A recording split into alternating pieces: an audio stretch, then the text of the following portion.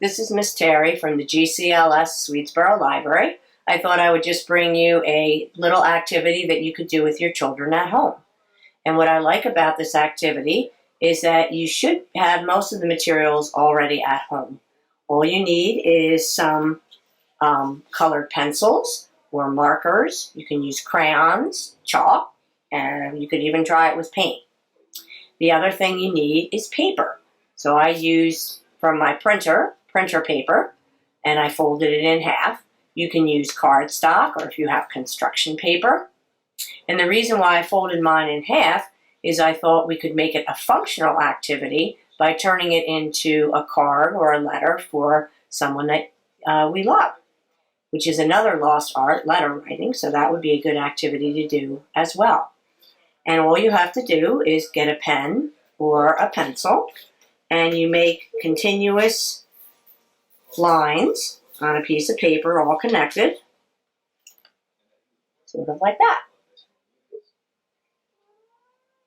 And then you take your colored pencils or your markers, and you're going to color it all in with beautiful colors.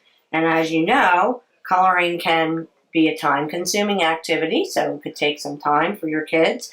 It's calming, it's therapeutic, and it's fun. And so I colored one of mine earlier, so I could show you. Look at how pretty. All the beautiful colors.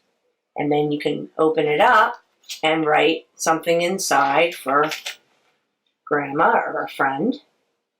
Because there's nothing better than getting something in the mail from someone that you love. That's exciting. And maybe they'll write back. You can do something like that with a message in the middle. And then do the colors around the outside. This one I didn't color, but you could do an animal, something else that you like to draw, and then put colors all around it. So this is a fun activity, and I hope you'll try it out. Thanks for letting me join you today, and happy coloring. Bye.